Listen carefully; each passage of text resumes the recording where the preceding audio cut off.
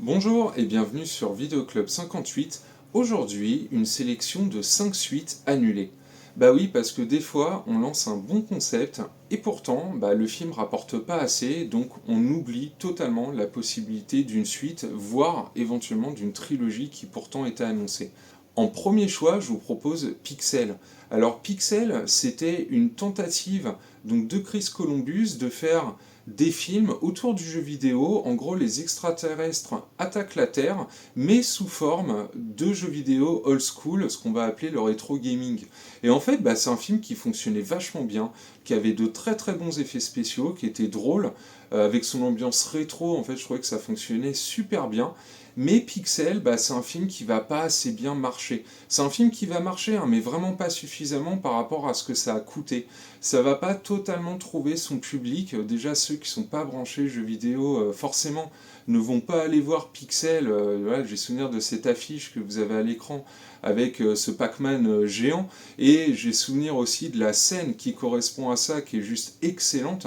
Mais voilà, c'est un film qui va pas trouver son public à l'époque. Donc il y avait un projet de suite qui avait été annoncé en cas de succès, et puis du coup ils ont laissé tomber, ce que j'ai trouvé vraiment très très dommage. En deuxième choix, je vais vous proposer Evolution. Alors Evolution, c'est une comédie d'Ivan Reitman, une tentative en fait de faire un nouveau Ghostbuster, vu que le Ghostbuster 3 tardait à se faire.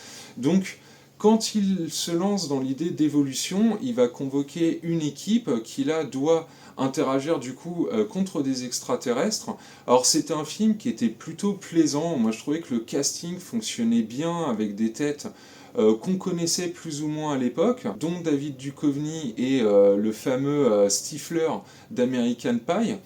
Pourtant, c'est un film voilà, qui va pas marcher. Malgré ses effets spéciaux chouettes, Julianne Moore aussi que j'adore dans ce film, c'est un film qui va pas fonctionner, qui va pas plaire. Et puis là, effectivement, il y avait un objectif de film à suite, voilà, de prolonger les aventures de cette nouvelle équipe qui était mise en place avec Evolution. Et puis un peu le même cas qu'avant, hein, suite à un problème voilà, de rentrée d'argent, de recettes insuffisantes. Ils ont abandonné l'idée, mais franchement l'univers, la manière dont le film est fait, même les extraterrestres, en fait les designs des extraterrestres dont Evolution, qui sont plutôt colorés, moi je les ai trouvés super chouettes. C'est un film, je prends du plaisir à le revoir de temps en temps. Et voilà, je vous invite, si vous ne le connaissez pas, essayez Evolution, ça tient quand même bien la route. En troisième choix, RIPD. Donc RIPD, c'était une sorte de Men in Black au pays des fantômes, si je peux le résumer comme ça. Et RIPD, voilà, pour moi, avait pour ambition d'être un équivalent à Men in Black, d'avoir plusieurs suites. Donc on trouvait Ryan Reynolds avec Jeff Bridges, et ça fonctionnait bien, le duo, je trouve, le flic récent avec le flic époque cowboy, qui doivent trouver des fantômes à la Ghostbuster. En fait, voilà, c'était vraiment un mélange entre Men in Black et SOS Fantôme, quoi. Et voilà, une société secrète qui a connaissance du fait qu'il y a des fantômes qui se baladent voilà, parmi les vivants et qui doivent les arrêter parce que, bien sûr, ils commettent des exactions, quoi. Et en fait, R.I.P.D., voilà, c'est un film que je trouve vachement bien foutu. Il y a Kevin Bacon en méchant, j'aime bien l'univers, les séquences d'action sont bien faites. L'humour, je trouve que ça fonctionne, cette espèce de duo buddy movie voilà, auquel on est habitué, mais là ça fonctionne. Et du coup, je comprends pas le peu de succès que le film a eu à l'époque. Alors je pense aussi qu'il y avait un désintérêt déjà à ce moment-là pour la saga Men in Black, hein, comme le confirmera quand même le mi-succès du troisième opus, alors qu'il était très très sympa aussi, mais R.I.P.D. du coup, voilà, ils ont tenté un nouveau concept, une sorte de nouveau Men in Black avec des fantômes, et malheureusement ça n'a pas pris, et voilà, suite annulée. En quatrième choix, j'avais déjà fait une vidéo dessus, le Speed Racer des Wachowski, donc un super film adapté d'un manga culte, mais pas très connu chez nous. Donc un film qui va pas du tout marcher, alors que c'était une trilogie qui était prévue à la base. Et c'est vrai que tous les arcs narratifs, alors certains diront le peu d'arcs narratifs qui étaient développés dans le premier Speed Racer, qui est vrai avait une intrigue très lambda dans le monde des courses automobiles, mais qui avait un univers vraiment excellent et très très bien mis en en scène par les Wachowski, tous les arcs narratifs étaient destinés à être prolongés justement dans les suites, intégrer de nouveaux personnages, de nouvelles pistes, où les coureurs se seraient affrontés, de nouveaux véhicules, de nouvelles armes. Et en fait, moi, quand j'ai fini le visionnage de Speed Racer, j'avais trouvé ça juste incroyable. Même 20 ans plus tard, c'est un film que je trouve toujours incroyable. Comme je vous l'ai dit, au point que j'y consacre une vidéo déjà sur la chaîne. Mais j'ai été très déçu d'apprendre, voilà, qu'une trilogie était prévue et que ça a été tué dans l'œuf suite à l'insuccès.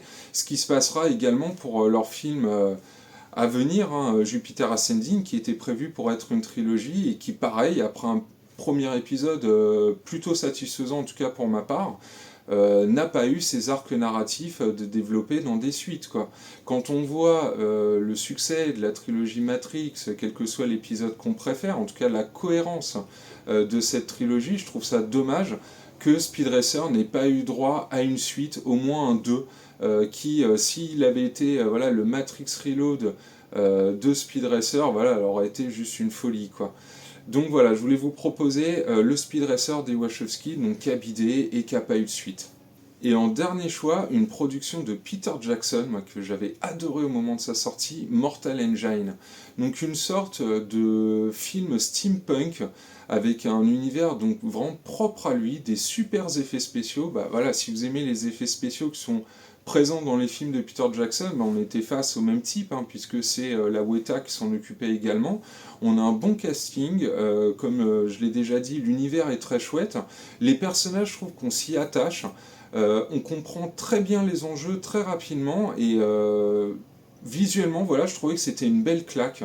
C'était un film qui était quand même très ambitieux, avec des grandes scènes d'action. Voilà, j'ai des souvenirs vraiment de scènes immenses, quoi. Et le concept des véhicules, voilà, hérité du steampunk, je vous laisse la surprise si vous l'avez jamais vu.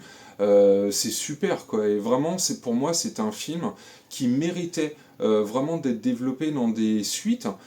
Parce que là, on est face vraiment à un film d'exposition, un film qui va vous expliquer vraiment tous les enjeux, comment l'univers fonctionne. Ça prend un peu de temps, du coup, pour nous l'expliquer.